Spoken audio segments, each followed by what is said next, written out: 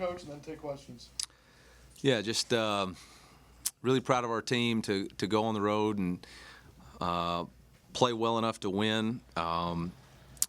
Really want to tip my hat to Coach Lee and his football team. They've played a lot of tough games, as far as turning the ball over, and they were able to manage that today and really made it a very difficult challenge for us. I was really proud of the way our team responded in the fourth quarter, specifically our offense and our quarterback. I thought he did a really nice job of just responding every time with touchdown drives to finally put the game away.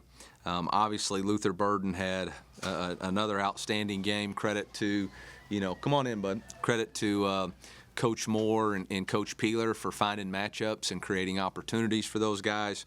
Obviously, I thought Theo Weiss and Mookie Cooper and Marquise Johnson obviously had really good games. And then hats off to Brady for setting the SEC record for most passes without an interception.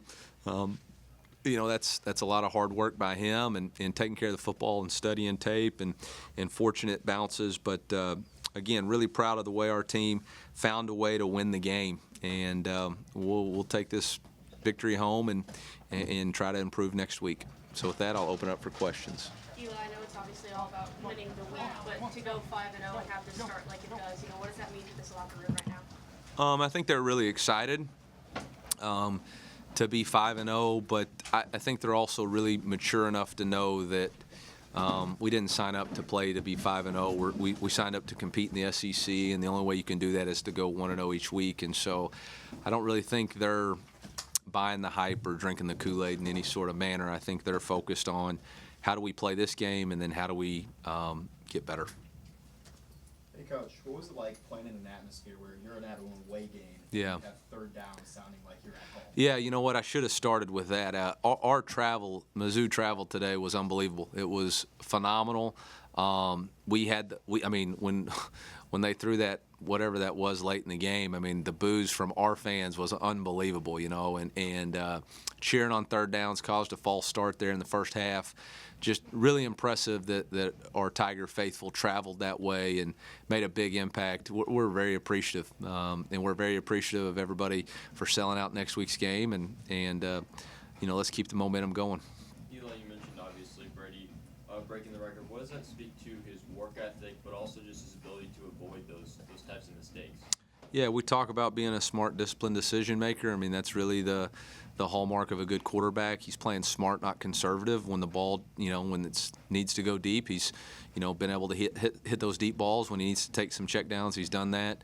He just hasn't put the ball in jeopardy very much. It'll happen at some point, but so far so good.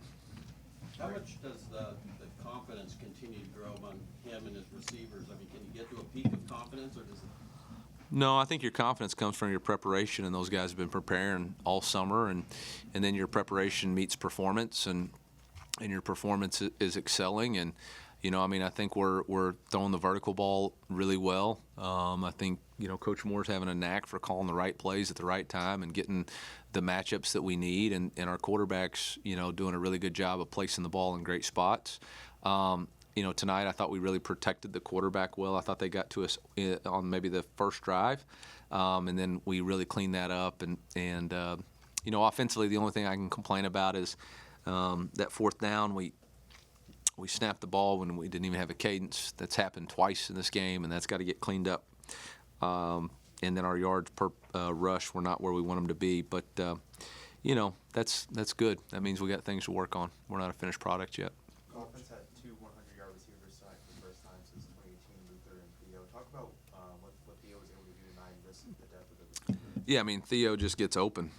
He's a big body with good speed, body control, has a knack for making really difficult catches. The third down play was, we were in a cluster formation that they jumped off sides, and he runs a wide wide go ball, and Brady just has so much confidence that he's going to put a catchable ball to him. He's got really elite body control.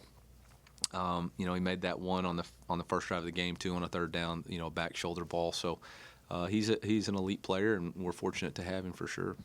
Coach, this week we talked about third downs and what this offense could be if get the third downs. You were 50% on third downs. How do you feel like you guys Yeah, I thought the biggest ones were the 4-point plays in the red zone. I think we hit 2 touchdowns on third downs to Luther. I think that was really big for us. But obviously a much better job executing, and I think defensively they were 2 for 10, right? So improvement there on both sides of the ball. Obviously the red zone turnover that KAD forced was pretty good too. I don't know what the record is on number of games in a row with an interception, but 3's got to be pretty. It's gonna be pretty good. Eli, defense kind of stepped up there towards the end of the first half, especially. I think there were 4 straight drives, 25 total yards of offense for Vanderbilt. What did you kind of see after that touchdown drive that they had? The defense kind of stepped in and settled things down. I mean, there's always figuring out what they're trying to accomplish, especially when you have a quarterback that hasn't had a ton of reps. And so I think once we figured out, okay, this is how they're trying to attack us, we weren't doing a very good job setting edges in the first half and allowing the ball on the perimeter, or in the first quarter, allowing the ball on the perimeter. And, we obviously missed a zone read, Yumi call right there with the D end and the safety. So, we weren't really worried. People are going to score. It's about how you respond, and we did. Disappointed in the last 2 touchdowns. In a cover 3 defense, you can't allow somebody to run through the middle of the field. So, we got to get those things cleaned up, but it keeps us humble, and that ain't all a bad thing either. Eli, on a similar note, Vandy came into this game with a highly touted receiving core. Just kind of how would you evaluate how your secondary held up against them? Well, they're highly touted because they're really good. I mean, Shepard had the 1 catch on Ennis that I thought was really good, and then obviously they had the RPO at the end that was a really good throw and catch. So, I mean, they're really good players. Obviously, I think we held them to 259 yards passing. So, solid night. Obviously, two plays we wish we could get back there on the deep ball over the top and the RPO. You mentioned struggles in man coverage over last week's game. What did you see in that area today? We didn't play a lot of it, to be honest. We played a lot more combo coverage and a lot more invite the throw. Really, the 4th down, we had eyes in the backfield. We were covering our running back, and we thought the pressure was going to get to him. We took our eyes off our man. So still young players out there that have got to learn to play through the play and keep your eyes on your man. But, again, we're going to continue to grow and get better, and today's performance was better than the previous performance, and that's all you can ask for right now. That's what you got to do as a team, try to keep getting better each week.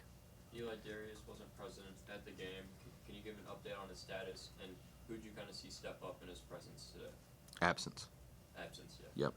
Yeah, D-Rob, the whole plan all week was to hold him out anyway. On Thursday, he felt really good and did the walkthrough, and then on Fast Friday, went out there and just didn't feel like he could give us anything or enough to make the trip. So we felt like it's in the best interest of him to stay and get the treatment that he can, and hopefully he'll be back this week. That's what the questionable was. He was 50-50 on Thursday. I think obviously Joe Moore got more snaps. Johnny's been very consistent, but Austin Firestone got that sack on the 4th down, which was awesome for him and good for us too. What did you like about, I think Theo Wee's got 10 targets in the first half. What did you like about the matchup that was there, and how important is he proven to this offense just in general? Yeah, I think one is his maturity. He's got a maturity level to him, the way he practices, the way he conducts himself, the way he holds that wide receiver room. I think he's a glue guy, but he's an elite player too. And we like Theo's matchup every game. I mean, he's going to be a tough cover.